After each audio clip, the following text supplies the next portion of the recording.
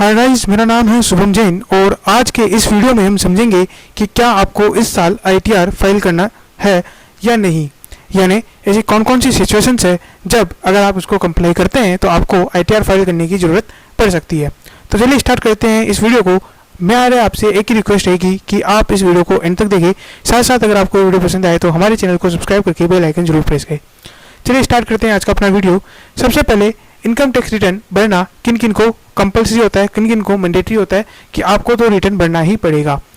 Income tax return में अगर हम बात करें कि सबसे पहले किसी पर्सन को कब इनकम टैक्स रिटर्न भरना होता है तो हम उसे दो कैटेगरी में डिवाइड कर सकते हैं। पहला आता है individual HUF, AOP, BOE, AJP. यानी इन सारे पर्सनस को, इन सारे कैटेगरीज ऑफ पर्सन को कब रिटर्न भरना जरूरी होता है। इनको भरना होता है रिटर्न जब इनकी income before claiming deduction under chapter 6A, exemption under capital gain और exemption under section 1038, 10A, 10B, 10BA इनकी एक्सीड कर जाती है maximum amount not chargeable to tax, यानी 2,50,000 रुपये से ज़्यादा। मतलब क्या हुआ कि अगर आपकी income before claiming deduction, exemption और एग्जम्पशन अगर आपकी इनकम 2,50,000 से ज़्यादा हो जाती है तो आपको आईटीआर भरना जरूरी है। दूसरी बात, आप अगर इस कैटेगरी में फॉल नहीं करते हो, आप individual HUF, AOP, BOI, AJP में फॉल नहीं करते हो, दैट मीन्स या तो आप कंपनी हो या फिर फर्म हो। अगर आप ये हो तो आपको मैंडेटरीली रिटर्न फाइल करना पड़ेगा। यहाँ पर अगर मैं बात करूँ कि maximum amount not chargeable to tax, इसके दो एग्जेप्शन है 2,50,000 के।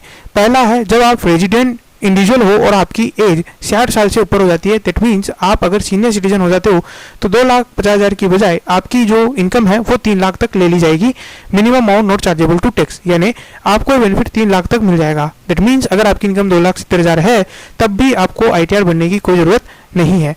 सिमिलरली अगर आपकी एज 80 साल से ज़्यादा है, जिसे इनकम टैक्स की भाषा में सुपर सीनियर सिटीजन बोला जाता है, तो उस सिचुएशन में आपको ये एग्जम्पशन 5 लाख तक की मिलेगी। यानी अगर आपकी इनकम 4,99,999 तक है तब भी आपको आईटीआर भरने की जरूरत नहीं है, बशर्ते कि आपकी एज 80 साल से ऊपर हो, 80 ईयर से ऊपर हो। नाउ उसके अलावा भी कुछ और पर्सन्स को अगर आप इनमें कंप्लेन नहीं करते हो बट फिर भी आपको इनकम टैक्स रिटर्न भरना पड़ सकता है। वो कब?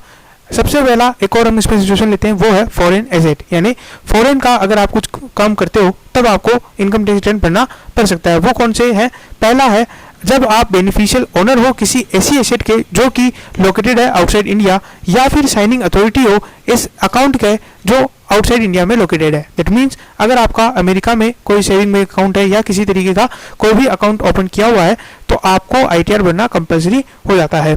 उसके बाद आता है बेनिफिशियल ओनर नहीं है लेकिन अगर आप किसी एसेट के बेनिफिशियरी है तो फिर आपको आईटीआर भरना जरूरी है। बेनिफिशियल ओनर और बेनिफिशियरी में मतलब क्या है, इनमें डिफरेंस क्या है, उसे समझते हैं। सबसे पहले बेनिफिशियल ओनर का मतलब है कि आप उसके ओनर है, आपको उससे हर एक बेनिफिट, हर चीज़ मिल रही है, ठीक है। आप उसको ट्रांसफर कर सकते हैं, आप उसमें जो निर्णय लेना चाहे वो ले सकते हैं, तो ये आप हो गए बेनिफिशियल ओनर। जैसे अगर आपके पास कोई एसेट है या आपके पास कोई घर है जो आपके नाम पर है तो वो होता है बेनिफिशियल ओनर।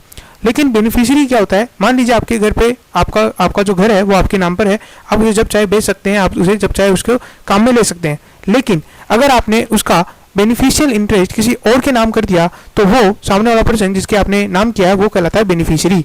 जैसे आपने कहा कि इसका इंटरेस्ट या इसमें आने वाला हर एक किराए का जो 50% का हकदार है वो मेरा बेटा होगा, तो ऐसे में आपका जो बेटा है वो बेनिफिशियल ओनर तो नहीं है लेकिन उस एसेट का बेनिफिशियरी है। तो अगर ऐसी भी कोई एसेट जो कि आउटसाइड इंडिया है उसका अगर कोई बेनिफिशियरी है तो उसको भी आईटीआर भरना जरूरी होता है।